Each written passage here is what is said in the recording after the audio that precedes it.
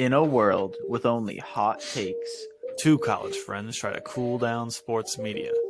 join Jack and Jared every week as they tackle the biggest stories in the NFL. And give the reasonable football analysis you won't hear anywhere else.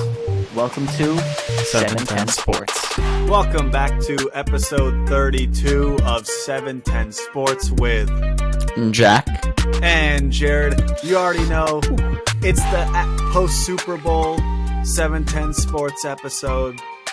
I can't believe we made it through the entire season. Hey. We started a couple weeks before the season, and now we're here at the end. What a game. Lots to talk about. Jack, how do you feel? How are you doing? I feel pretty good. I'll be honest. Feels pretty good. Pretty good game. Pretty good game overall. Commercials, a couple funny ones. Nothing super memorable that I'd really nothing I could remember if other than the Workday one where not sponsored. Actually, you know what? No. No. You know that was like rock star. That was what it was, using the term rock star. People in finance, whatever it was. I remember that. Don't really remember anything else. I only remember that one because the company I work for uses Workday. I remember none of the commercials. I'm sure I could if you tell me because some of them were funny. I remember Ben Affleck on one. Duncan. Yeah, but for Duncan, not sponsored. I'll stop with that. But like it just not a whole lot inspiring me there. Commercial wise, funny enough. Some of them were half decent. Like they're sure it's better than a normal commercial, but I don't know. The commercials have gone a little bit downhill, I think, in the last few years, I would say. So, but the game was a pretty good one. It really was. It was a good game. And it was. I think if the NFL had to, say the type of game that they would want, this is it right here. Shootout. Yeah. Massive. Definitely a shootout. Points, yeah. 38-35. Was Patriots Eagles like 42-35 or something like that? It was like that was also high scoring. I remember that's why I think of it. Yeah, Both this is what the casual fan wants to see. They and this is so many casual fans and maybe not even fans, just people who are going to parties and because it's kind of a whole thing. They don't want to watch, they don't want to watch the Patriots the Seahawks defensive battle. The Denver Panthers Super Bowl. Patriots Rams. Patriots Rams. Yeah. Oh, that's the one I'm thinking of. My bad. I thought Patriots Seahawks was pretty good. Yeah. Patriots, definitely not quite a defensive battle. Definitely. I mean, looking at that score line and even the fact that it was fairly consistent throughout the game. I have it pulled up on the side. I'm not looking at it right now. The scores, like both teams scored in every quarter. Of course, the Eagles only scored a field goal in the third quarter, but like both teams had at least one score in every quarter, right? Yeah. It wasn't like there was a big drop off. In terms of there was. It was obviously there was definitely a tale of two halves aspect to this game, but it wasn't like just a complete like Colts Vikings level, tale of two halves like we had earlier in the season with the 33-point or whatever it was comeback. It was definitely it was consistent offense and everything throughout, which like you said, I think is what the casual fan at least would want. That's what I think. Draws people's eyes, drew our eyes, right? It's not, Let's just I want to go quickly through sort of what the key big things that we're going to hit through the episode. We're going to talk about just at the top what we think was the most crucial key to the Chiefs being able to basically, I guess, pull off this upset technically, but to get this W over the Eagles. Also, just our general takeaways from the game after that, besides that sort of biggest key thing. We're going to, of course, talk about everyone's favorite referees. It's the 710 classic topic, of course. And I think that I won't speak for Jack, but for myself, I think that it's definitely the end of the game is something we should discuss and the way that it was refereed and handled, but also there was a whole lot of game right up to that point. So, and we should talk about that and give that its merit. And I have no idea what Jared's take on it is, and he just has no idea what my take on it is. That's going to be the fun, the fun of this segment as well. Yeah, but so, that's later. We should talk about, like you said, the 98% of the game first. Exactly. Now let's get into the biggest key to basically this Super Bowl and this win for the Chiefs to get Mahomes his second Super Bowl, 2 out of 3 now at this point in his young career. Do you want to start? Or you want me to go? Yeah, I'll start because I got a feeling you got something better. So I'm going to start out weak. I don't know. Weak's the wrong term. No, I'm selling myself short here. Just fishing for. What do you think? No. What do you think is the most? What do I think it is? Part of the. What was the most crucial part of the game? Why did the Chiefs win? I mean, I think the biggest thing is in the trenches, the line play and the running. Isaiah Pacheco had a great game. Let me pull this up. I think he averaged 5.1 a carry, 15 carries, 76 yards, and a touchdown. I think he played very well. And I mean, the offensive line or / Eagles defensive line, like you could look at it multiple ways. You could look at it as Eagles offensive line overperforming, other way. Chiefs offensive line overperforming, Eagles underperforming. You could blame the turf, which is obviously there's a lot of slippage, which for an O lineman, it affects an O lineman differently than it might affect more of the kind of finesse rushers that the Eagles edge and the players like Hassan Reddick have. Similarly, and it will again different compared to like a Chiefs to like a Chris Jones interior rusher, more about bull rusher, right? It's going to affect the poor quality of the turf. It's going to affect these things differently, and at the very least, I think it's fair to say that it hurts the Eagles more. Like it hurts the Eagles defensive line more than it hurts the Chiefs offensive line, right? Probably, yeah. And I think that or it might be that's the blaming the turf. The other aspect is just the Eagles defense just could not stop the run, and they could not sack the passer. They did not get any sacks this game. Frankly, neither team. I think there was one sack by the Chiefs, but it was like tapping someone as they were running out of bounds, like tapping Jalen Hurts as he went out of bounds. Not a whole lot of sacks, which for the Eagles, a team with the third most sacks in the regular season of all time, I think, and like leading the league this season by a lot. Not getting sacks are a big part of their team, and have been a big part of their success in the regular season and in the playoffs against 40. That's how Brock Purdy got hurt. That's how they were forcing Josh Johnson to get turnovers. It's a big part of their team, and I mean it just didn't show up, right? And whether that could be a bunch of factors, hard to say. But I think it's at least all of them a little bit. I think Eric Bieniemy, I'm not sure how to pronounce his last name. He schemed Bieniemy. Yeah. He schemed well, right? Obviously, the offensive scheming was great with him and Andy Reid. The defense for the Eagles did not scheme well. They did not adapt to the poor turf conditions. Even if we're going to talk about the turf, they were not able to adapt to those conditions the way the Chiefs were able to. And I think that is a big, for me, that was the biggest part, because Jalen Hurts and Patrick Mahomes both had pretty good games. I would say Jalen Hurts probably had the better game, at least stat sheet wise. So while I think Mahomes had a great game, I'm not going to put this all on him because I was expecting him to have a good game, right? That was the expectation, was for him to have a good game. Yeah, no, he hasn't always played well in the Super Bowl. I expected that. I did not expect the Eagles defense and Eagles defensive front, especially, to kind of not deliver the way that they did not deliver. So for me, that's the biggest thing. Yeah, I mean, listen, you took the words right out of my mouth, so. I mean, the thing of it is, I said last week that this game was going to come down to, could the Eagles defensive line bother Mahomes enough and get him off his spot enough, and, especially with his ankle, that he does not perform to the level that he usually would. And frankly, if you look at the stat line, he played good. They put up a ton of points, so you can't argue with it, but And some of that was, you had a long punt return and stuff. So the stats, they tell a little bit of a different story. But he had 184 yards. They didn't look super great on third down most of the game. He ran the ball when he needed to, but and he had 3 TD passes. But truthfully, a couple of those TD passes were blown coverages. They were just the Eagles had no idea what's going on. Yeah. So I wouldn't even say that besides him being injured and some of the runs that he was going on, I wouldn't say it was particularly magical performance by him, but it's the defensive line for the Eagles laying an absolute egg.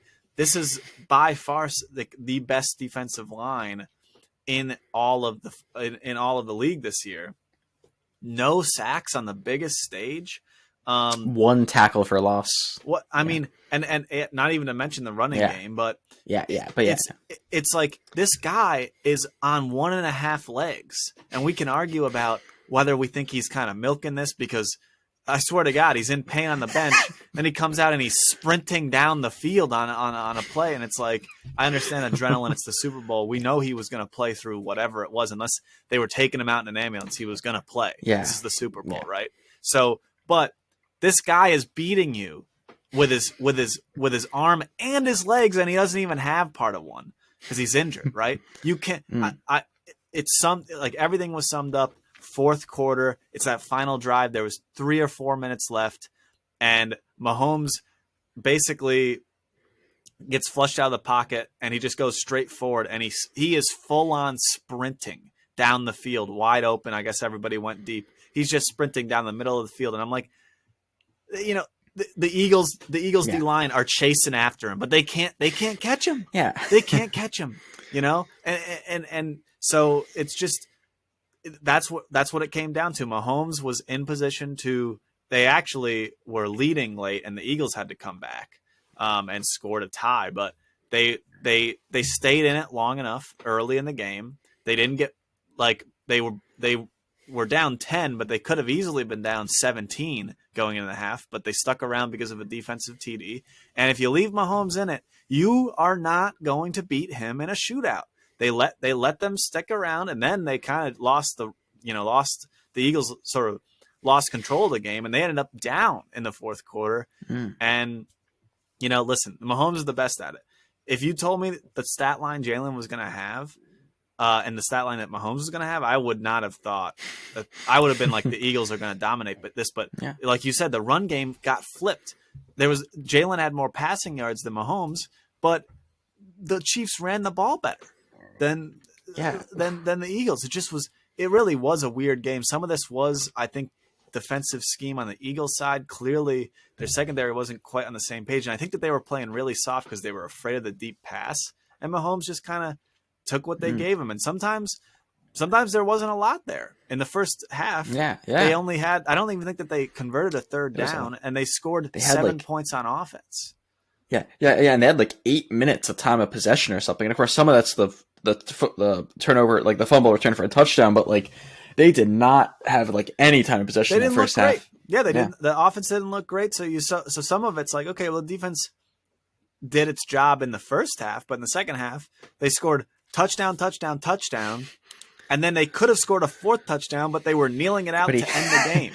That's what the Philly defense put on tape. But yes, in conclusion, specifically the most crucial part is that D-line basically in the biggest stage collapsed, and Mahomes, not a single sack. I mean, it's just, you're not going to win like that. You're not going to win with the best the best quarterback in the league having no sacks and, just even while he's hurt. So other kind of takeaways that you have, or anything you want to go off of, where I was going. Yeah. Or one thing kind of related to, you had mentioned it, mentioning the Eagles run game. I mean, looking at it, already mentioned Isaiah Pacheco having 5.1 or something a carry. If you look at the running by the Eagles outside of Jalen Hurts, it's, what is that? 17 attempts for 50 yards or something. Kenneth Gainwell, 7 carries, 3 per carry. Miles Sanders, 7 carries, 2.3 per carry. Boston Scott, 3 carries for only 8 yards total, right? This is not, they were not rushing very well. Jalen Hurts, right? He ran pretty well. He had 3 rushing touchdowns. Of course, some of that's the sneaks. But outside of him, they could not get the run game going against a Chiefs Chiefs defense who was dealing with the same conditions the Eagles defense is, if you're going to talk about turf, right? Turf's affecting both defenses. But think about, that was by design for the Chiefs, right? The Chiefs were, they wanted to say, you know what, Jalen, beat us with your arm, right? They want to say, we're not going to give you 5 yards to carry on the ground with these no-name running backs that you guys throw out there by committee. We're not doing it, right? You beat us with the arm, and guess what? Honestly, most of the game he was beating them. I mean, until the end, when the Chiefs went on this tear where they just scored a touchdown every single drive in the second half, and the Eagles, besides the fumble as well, I guess That obviously doesn't help things for Jalen, but he beat him with his legs. He beat him with his arm. Like, he looked really, really great. But that was like, just to point out that I think that was definitely the Chiefs were like, hey, we're going to dare him to throw. And he did a pretty good job. Yeah. So, but I don't know. I mean, would they be happy with the Eagles if you said, oh yeah, the Eagles are going to score 35 on you? I think that they would probably think they're going to lose that, but I don't know. Yeah. I mean, yeah, I think, for me, you had kind of mentioned, Jalen Hurts definitely had a great day. Like on the ground, but like you were saying, on the air, they were kind of daring him. They were shutting down the run, and he was able to deliver in the pass game. And that for me was definitely something. This game, I mean, as someone who had been kind of in other episodes, who kind of has been somewhat more down on the Eagles, at least with the whole 49 that game, so on, blah blah blah. Not going to talk about that because we're not going to talk too much about that. But like for me, this game does not really salvage anything about my doubts about the team, despite how close this was, despite the fact that they were leading. It doesn't salvage those doubts, but I will 100% say this was a massive game for Jalen Hurts. The fact that against a great Chiefs game, they dared him to throw, and he threw well. And I think definitely, not that I was like a Jalen Hurts doubter. I was more a generic Eagles doubter. Not him specifically, but for me, this definitely puts no question in my mind about his ability to lead the team and everything. I mean, obviously he was second MVP race and everything, but like even on the biggest stage, he played great. I don't think he was certainly not the reason they lost. He didn't have any, or he did have a turnover, but he didn't have any interceptions. He threw for over 300 yards, 70 yards rushing, 4 total touchdowns. Like, his stat line was great. And like we said at the start, the issue was really the defense. And like you had just said, if you told the Chiefs, hey, the Eagles are going to put up 35 on you, they would be pretty worried. Yeah. They'd be pretty like that for me. If both of our predictions did not have them scoring that much. I think I had them scoring 24 or 20 or something super low. And they definitely like Jalen Hurts especially played great. And I think that for me, that's a takeaway. Maybe it's a bit more forward thing, or for like looking forward to next season. But I think for me, it's still one of the bigger takeaways I got from this game. Definitely, it was kind of his talents. Definitely a big takeaway. I have it, and I want to point out just like there, it's the fourth quarter. The Chiefs have now scored TDs on 3 consecutive drives in the second half. All of a sudden, the Eagles are down 8 points. Okay, they're down 27-35 in the fourth quarter, and Jalen Hurts drives them down the field, pass, run, does what needs to happen. They end up getting down to like this 2-yard line, QB sneak from the 2 because that's just what they do, and then they run run to the left with Jalen for the 2-point conversion. They need a 2-point conversion. It's literally all Jalen. Hey, like running back, you're gonna be the lead blocker on the edge for me here, and I'm just gonna follow you. And 4 Kansas City defenders are on him at the 1-yard line, and he just trucks through them and gets that 2. I mean, and so it's like, it sucks because he didn't get an opportunity to score again. And, it was, hey, Mahomes hit the ball last. He got them all the way down the field as well, and he had an impressive run as well in that final drive. So, but you got to give him some love. Oh yeah, Hurts, 100% that play. I don't think I had a note for it, but I remember that play. I remember watching that and thinking, oh geez, there's so many Chiefs defenders. Oh, this play is kind of broken down. He's not getting it. Like, he'll get a yard, he's not getting it though. And then he gets it, and I'm like, wait, how did he do that? And then when they show the replay, seeing him just muscle, like at the end, he has like a second wave, a second burst, and he just muscles through the Chiefs defenders. That was definitely a very impressive run. Because it was a very strong run. It was very just like you're saying, I didn't know how he got through those defenders. To me, it looked like it was kind of broken down. So yeah, that was a big takeaway. To touch on the fumble as well, I do want to say, I mean, that play was broken from the start. I'm not exactly sure if it was solely a designed run. I tried to go back and see what the routes. It looks like the receivers were running routes and not I know that they can't block for a certain period of time, but it looked like they were running real routes. But the Kansas City Chiefs, they showed that they were going to rush 5. They put 5 on the line, and they did. They rushed 5, and it seemed like it was already starting to collapse. And it was either a designed QB draw, and he was going to have to run anyway, or he just didn't like what he saw in the coverage and knew he didn't have time, so he was trying to tuck it and immediately run. And it was, there was a lot of pressure, and he tried to make something happen, and he fumbled the ball. I mean, it's not a good look. It really wasn't. It was a bad play, but I will say that it felt like Eagles were due for a fumble. Yeah, well, that actually was one of the notes when that happened. I was thinking, hey, it's a fumble. Yeah, that's something I might call kind of higher variance. Oh, like it's kind of random. Fumbles are random, and they are. But I mean, like to an extent. But this was definitely I mean, the Eagles had not gotten many fumbles all season. They had not given up. That's what I mean. They had not fumbled much all season. There's some. I remember crazier stats more towards the beginning of the season, the first half, were about how long they were going without having any fumbles. It's the thing, they hadn't been turning out the ball over much, and yes, that is definitely a skill. It's 100% a skill, but it's also to a degree luck. A lot of fumbles. The fumbles are a fair amount of fumbles have a fair amount of chance in there, and so that's why I mean it's unfortunate. It kind of comes back. It kind of comes back around in the Super Bowl, but they would have appreciated it. It came back around next season. Sure, whatever, couple early game seasons against the commies or something, and having it there instead. But they would have preferred that. But I mean, definitely tough. But I gotta say, I mean, another thing for me is I hit on it before, but 2 back-to-back red zone trips for Kansas City. They ran the exact same play. I'm not joking. I went back to look because I want to be sure because I knew it was motion and the result looked exactly the same. No, it was the exact same play. They just switched out receivers for Tony versus what was it? Like some I don't even remember. Was it McKinnon, was it, or something? Marquez Valdes-Scantling? Oh, was it that? Either way. I don't remember. Either way, I don't remember who it was. They just changed out the receiver running the route, but it was the exact same route. He motions inside, other side of the end zone. Yep. Yeah, they flipped on the other side of the field, and it was literally just motion inside, and then as the ball is snapped, he just cuts, and nobody stays with him. They whatever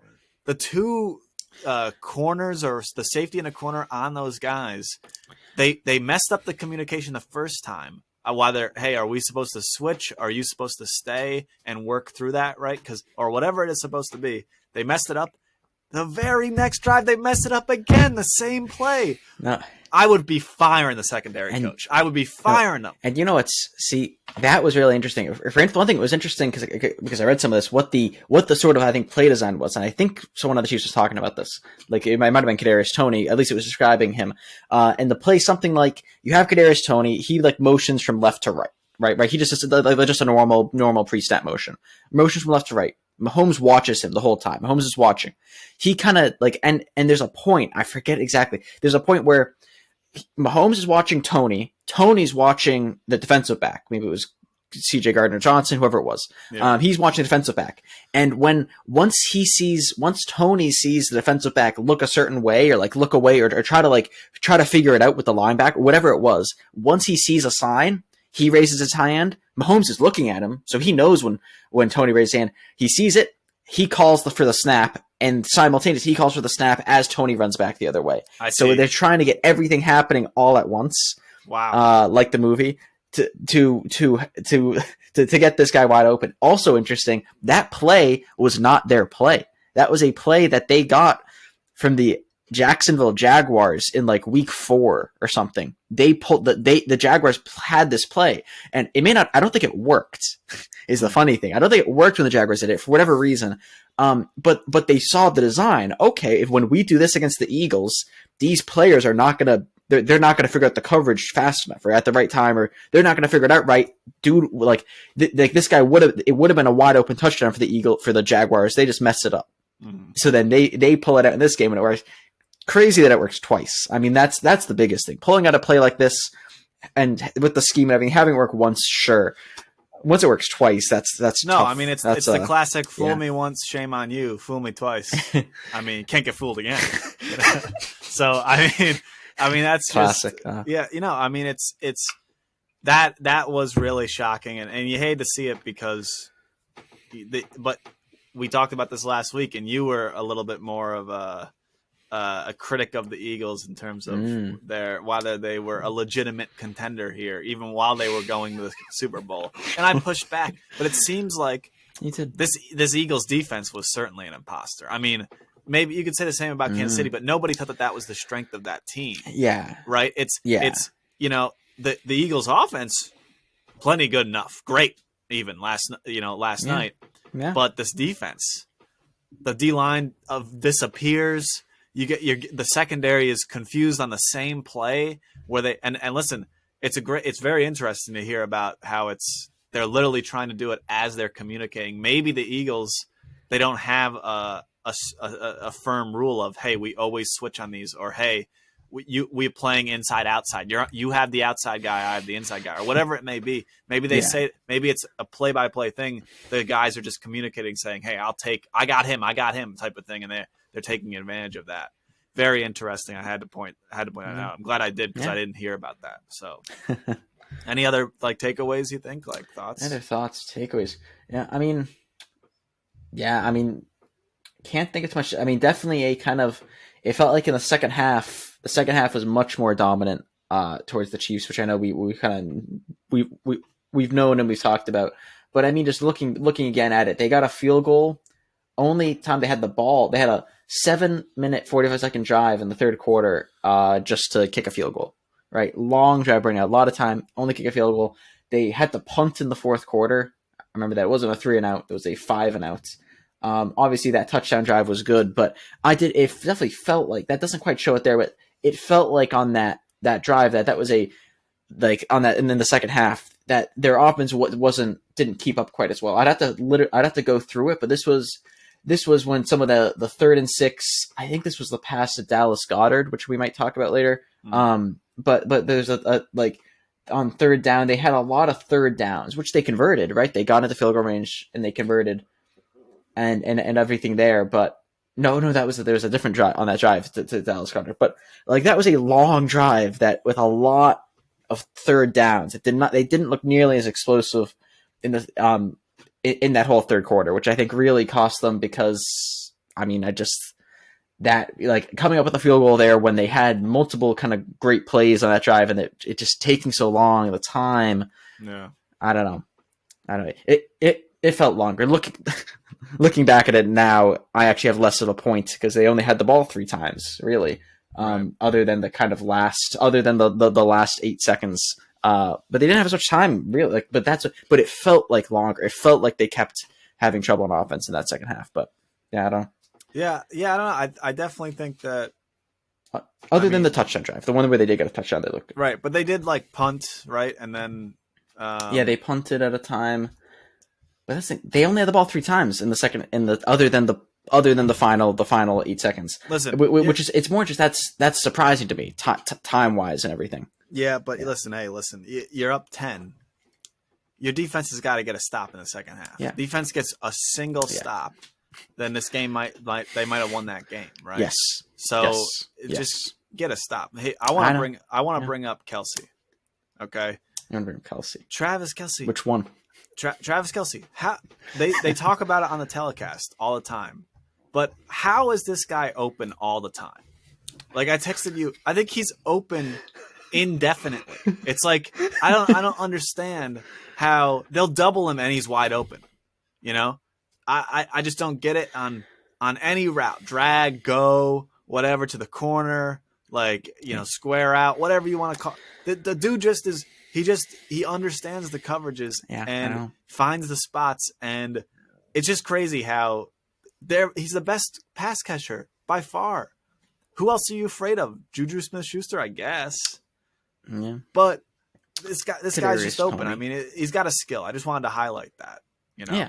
No, yeah, that's definitely a good piece to highlight. Yeah, because again, leading receiver for the Chiefs, 81 yards and a touchdown.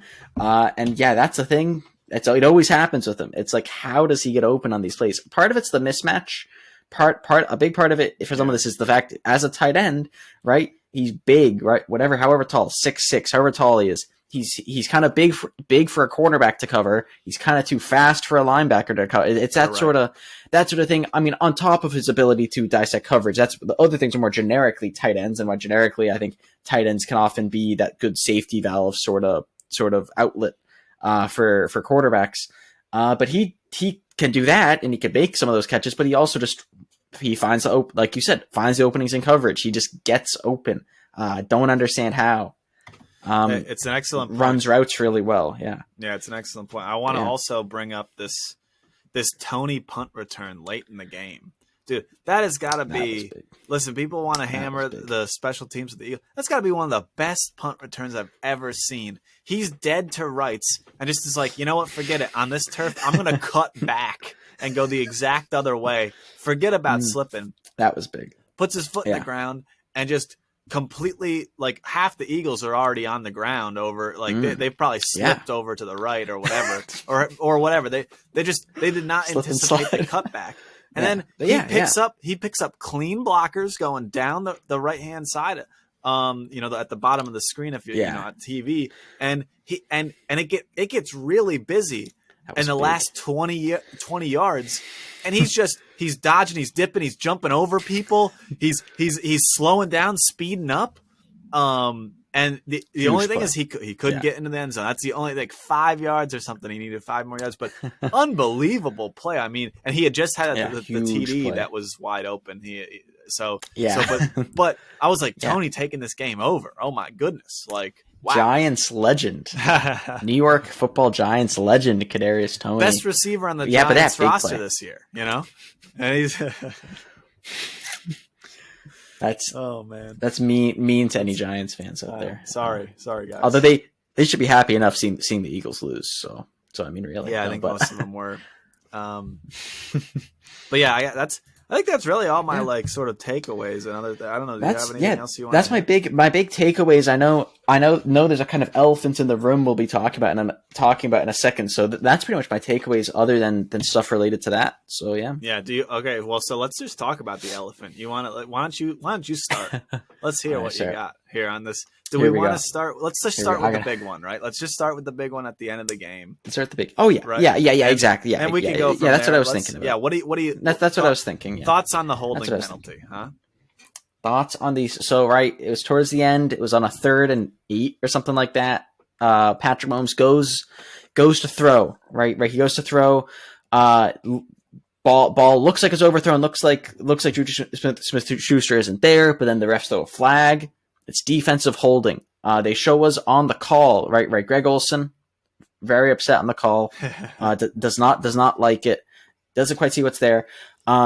Fox, not sponsored. Only at certain angles. It seemed like, So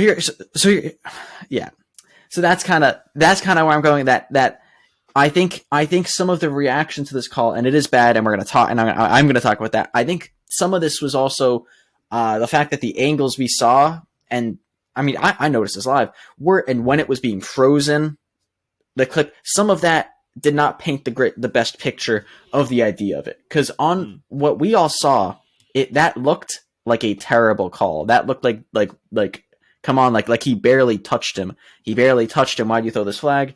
I think after the fact, with different angles, with so on, with Bradbury himself saying it's looked more clear that this was a penalty. It was a defensive holding. That being said, this was a defensive holding that they hadn't really been calling all game, right? And that's some of the things, and that's why there's still, I think, a pretty valid ref complaint in the fact that, yes, this was a valid call. It was a textbook, unfortunately, call.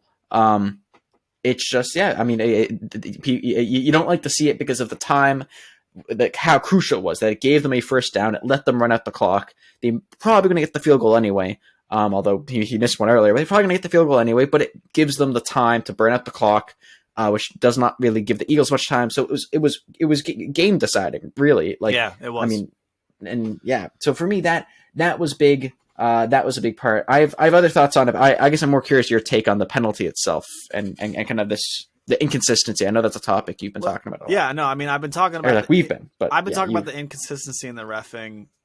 Yeah, all season. This is something that we hit on usually every week. Honestly, should just have a segment on it.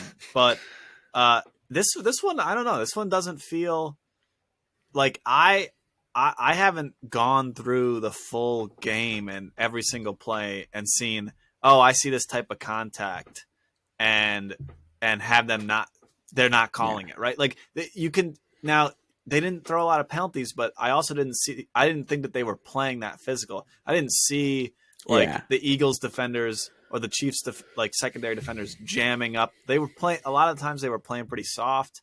Like so that type of content. I don't know how much of that was actually happening. Right. Obviously, I agree that they're in every single play someone's holding somewhere on the line or whatever. All that I agree, but I don't know if it was inconsistent through the game.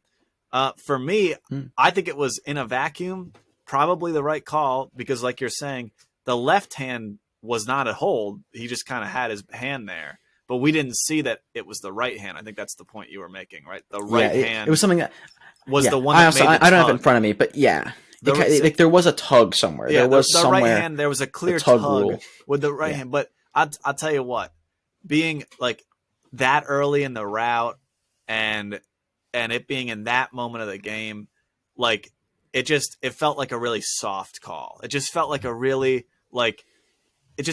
weak call to make, considering, like you said, I mean, the refs shouldn't be reffing by what could the possible outcome of this mean for the game. It's just like, hey, if there's a penalty, throw it. But it's pretty standard for the refs to swallow the whistle in these end of game scenarios. We're under the 2-minute warning. It's a tie game. And I've got examples from this season. I've got examples historically where calls are not made. They just basically say, hey, you go out there and you beat the guy. You, whether it be the receiver or the cornerback or the safety or whatever, hey, make a play. And I mean, we saw this year, we had in the Giants and Washington game, Giants guy was literally backpacking a Washington receiver at the last play of the game. And like I said, there was not a whistle to be found. No, there was no laundry on the field, nothing, right?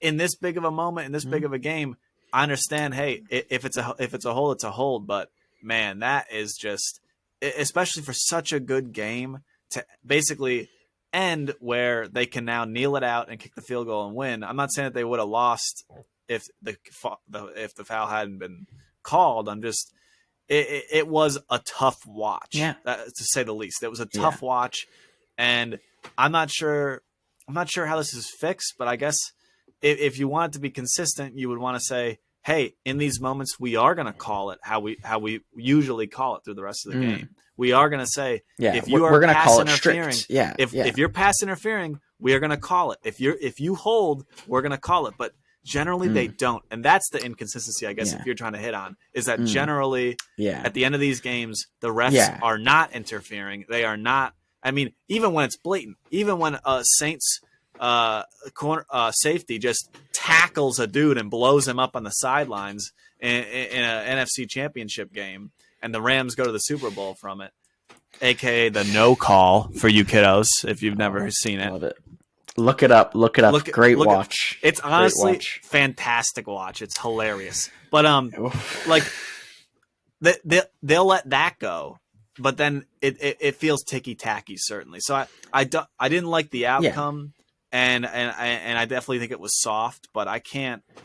I mean, I don't know. I don't think it was like terrible refereeing. I just think it's bad timing. You know, that's the way I see it.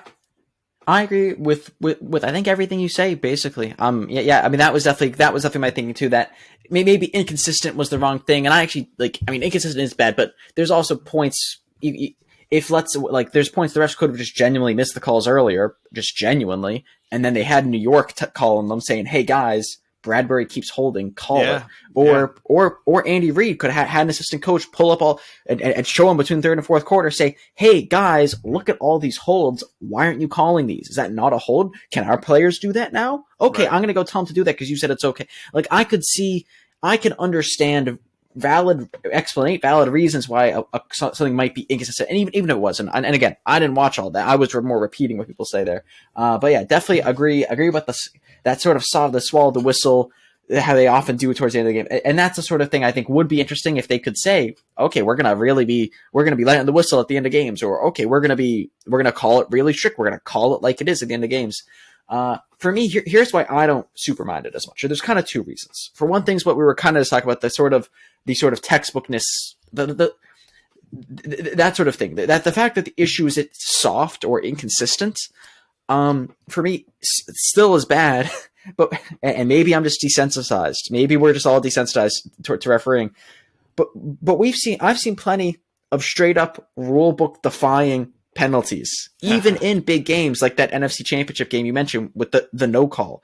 I've seen too many rulebook defying. You can't even explain it. Earlier in the season with with the fake snap, with the fake spike thing, whatever that weird. Remember that was literally in the Browns Panthers. I think that was textbook. Did not follow the rule book. And again, really, who really cares about that game? But my point being, we've seen enough penalties this season historically that straight up ignore the rule book, which makes for me looking at something that is it's just kind of soft, right? It's a soft call, bad timing, inconsistent. Some of these sorts of things it doesn't make it not a bad call or like not an unfortunate timing, whatever. But I'll be honest, it doesn't hit me as hard because of that. Yeah, right. Reason two. Yeah. Sorry, go ahead. You're saying because it's been so much worse previously. It's been so much worse. It doesn't hit as hard. I've been desensitized to it. Wow, I'm not saying I'm not happy to say this. I'm not saying this out of proudness, but frankly, I've seen too many poorly reffed games this season. This season alone, this playoffs alone. If we want to go there, this playoffs alone, I've seen enough that something that still is by the book, just soft. It doesn't emotionally hit. At hit least me it was. That's what it is the correct call. By the book. By the book. At least it's technically correct. At least there's at least some saving grace. We've seen too many, even in someone who I don't even feel like there's a real saving grace. And for me, that's the thing. Right. That's a thing. The bigger second thing. Oh yeah. No, the bigger thing probably even is I didn't feel like this was an uneven reffing. I didn't feel like this was a game that was unevenly reffed until and this is just the coup or whatever it is. This is just the finale. This is just it's been poorly reffed all game, and then of course they hand it to them at the very end. Right. I felt this game was either fairly evenly officiated. I mean, really, there weren't a whole lot of flags throughout the entire 9 penalties game. in the whole game. 9. Yeah, there's not a whole lot of penalties in the whole game. And I would even say in some of the other questionable calls, and I think there were 2 questionable things, times where we got to play our favorite game. What's a catch anyway? Whose catch is it anyway? We get to play that again. Eagles play that twice. Eagles get to play that twice and win both times. And I'm not going to complain about those calls because, like I just said, what is a catch anyway? Right? I'm not going to complain about it, but Eagles won both of those rounds, one of them overturning a touchdown, one of them giving them a first down on, I think it was a 3rd and 15, which they later scored the touchdown to tie it up that we talked about earlier in the 4th quarter. Both of those were crucial, big game swinging type of plays, and they had to go to review. It was something where we didn't that was something where both of those times the Eagles benefited, right? And potentially justifiably. Again, I genuinely don't know what a catch is. So I can't give a just judgment there, but I'll trust them. I'll trust the refs. Either way, the fact Eagles got both of those, the fact that it was not a whole lot of penalties generally. Yes, you're go ahead. Speaking about the running back who basically caught the ball, then got blown up and fumbled. And that was a fumble, which was then returned. Yeah, Nick Bolton almost had Nick Bolton Super Bowl MVP. Yeah, because that would have been a second return. Anyway, though, that was. And then you're talking about the Dallas Goedert. Yes, there was one of those with he was going out of bounds. Okay, and did he bobble it? There also was the Devontae Smith deep bomb that he caught and then went out of bounds, and that had to be reviewed. Oh, that was actually overturned the other way. So I actually forgot that one. Yeah, because he caught it, and then he went to the ground out of bounds, and it bobbled, and they were like, he didn't have possession. Oh yeah, with the that was also one I felt like we didn't have a great angle on it how he was falling. We didn't. You're right. Yeah, I forgot about that. I just want to clarify the plays that you're talking about. That's definitely good of you because I forgot about that play. I didn't write it down because for me that felt, hey, maybe I'm too Eagles, maybe I'm too biased against Eagles, but that one felt more cut and dry for me. That one, there were not many people we weren't having our friends talk in the group chat about that one. Is like wait, what? That's the call. Like being confused and other people like I had other people texting me also. There was that sort of thing. I can like about those other two, whereas there wasn't really as much about that one. For me, that one felt more okay. See the angles. It felt more, and it was early in the game. It was earlier in the game. It was still first half, I believe. Which is why that, like, for me, the fact that there were on that touchdown, the fact that some of the stuff was later, and the biggest piece being it just didn't feel Chiefs' favorite throughout the game. It felt even. It felt relatively even throughout the whole game. It means that I'm not going to look at this and say, okay, there was one play. Like, okay, there was one play. It was only soft. It wasn't even incorrect. It was kind of more soft. And it was like one penalty. For me, I didn't get tainted as much by it. I could see if I was an Eagles fan, I would, because then every moment mattered. Like, right, there's more skin in the game, and I could see that. But yeah, for me as a more third party viewer, didn't really mind it as much for those reasons. I agree, and this is why we're talking about this at the end of the episode and not for the first 40 minutes, because it's like there was so much game before that. So I 100% agree with you. Yeah. Honestly, I think the catch thing is more frustrating. Like it's got to say something about the NFL. It's got to say something about the NFL that casual viewers that have watched the sport their entire life, viewers that literally have a sports podcast, don't know what a catch is. Why is it that hard? I understand there's all these edge cases, and we saw many of them. And I actually think that in this game, in every single one of those cases, I think that they got it right technically. But if you're going to tell me that play where the running back for the Eagles caught the ball and then turned and then didn't fumble it because it's not a catch, like, I understand by the rules it needs to be 2 steps in a football move or 3 steps. I understand what the rules are, but like, and if you watch it fast, it's like, that could that have even been a catch, because it was basically like he has the ball and then he gets immediately blown up. I understand what the rules are, and but I'm just saying, like, if that's not a catch, like, then what are we doing, right? In the sense of, like, why are the rules the way that they are if that's not a catch? Because he literally catches and turns. He has both feet in bounds, right? How is that not a catch? Because it was not 180 degrees of turning. Oh my God. That might actually be. I'm not 100% sure of that, but that might actually be the rule. Football move. It wasn't enough. It wasn't enough of a turn potentially. Right. It's just like, and I actually think, like I said, I think that's the correct call.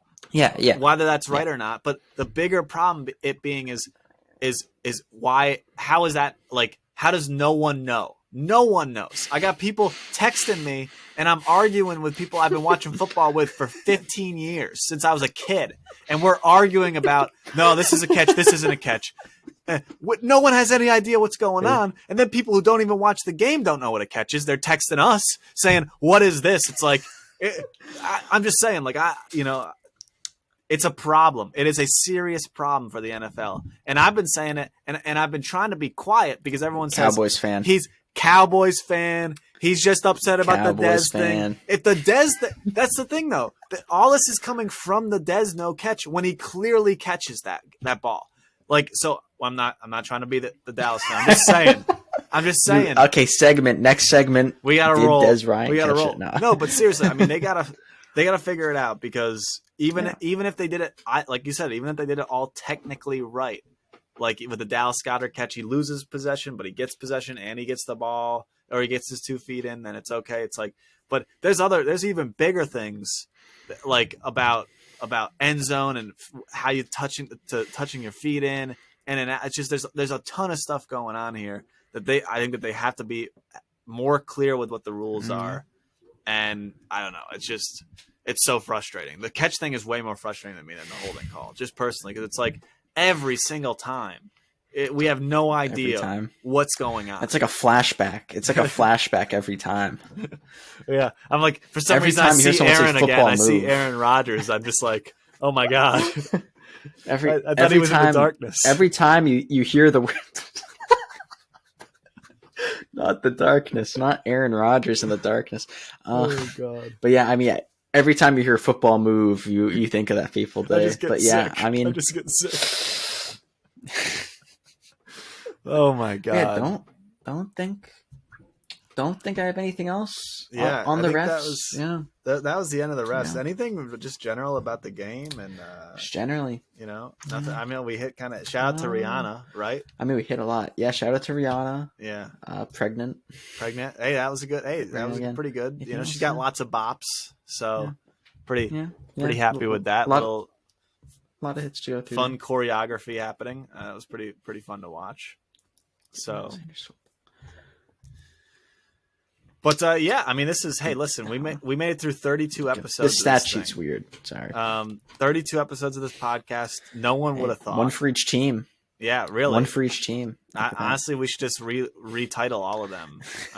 See if that does any better traction online. But no, I think I think we'll be back probably next week for a pod, sort of talk about the aftermath of the Super Bowl, if there's any sort of major stuff going on, and off season, if any that's begun anymore has begun. D'Amico Ryans, the Texans, so on. Right, Eagles offensive coach is actually going to take Jeff Saturday's job supposedly. Yeah. They were getting they were getting recruited before the Super Bowl even happened. Listen, there was already talk about both of their coordinators we're leaving basically before the Super Bowl even happens. That was kind of wacky. I still would not doubt Jeff Saturday as the head coach. Very well, but I hoping not. But give me Jeff Saturday. Yeah, and then after that I think we're gonna take a little bit of time off. Obviously, we want to hit stuff about the draft, and but we definitely we've been doing this.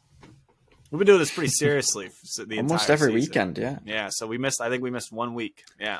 So it's good for a break. We obviously appreciate everybody watching and listening. It's fun to have some to see people enjoy the show and stuff, because it's fun for us just doing it. Yes. Yeah. But I think it's fun when other people are enjoying it, right? That's the whole that's why we're posting, right? Yeah. But I don't know. Any thoughts, Jack? No. Yeah. I mean, shout out to the NFL building in a built-in break. I mean, multiple. Really, the off season is a bit of a break. We can, there's kind of it's a bit more intermittent. But I mean, obviously, between the drafts and preseason week 1, there's not a whole lot. I mean, there's training camp. Don't think we're gonna have to cover training camp. Probably not. But I mean, really, for any really, there's a pretty big break there. Even preseason, there's not. I mean, outside of the San Francisco potential quarterback competition, outside of stuff like that, not a whole lot. Even in the preseason, it's definitely kind of a nice. We get to take a chill for a bit. Exactly, and I'm sure in the middle of summer we'll come on to talk about Tom Brady coming out of retirement again and these types of things, right? And and whatever it may be, the dumb storylines that will occur, But yeah, definitely just wanted to thank everyone listening. Wanted to thank our buddy James for not only being a long time and loyal listener, but also setting up the music for us on every one of these episodes, intro and outro. So shout out to him and all of our fans, all of our loyal fans, our subscribers, and all that stuff. But yeah, this was the Super Bowl. I don't know. Anything else, Jack, before we close this down? No, not really. Yeah. Perfect. Well, good game. It was a good game. It was fun. Well fought. It was fun. And I'm sure there will be lots of thoughts probably sort of as we get further away about, sort of what this means for the legacy, what this means for these teams next season and all this stuff, which we probably can hit next week, I definitely think. So legacy. But all right, well, thanks for watching this episode 32 of 710 Sports with Jack and Jared. See you back next week. Thanks for watching. Have a good one. Yeah, see ya.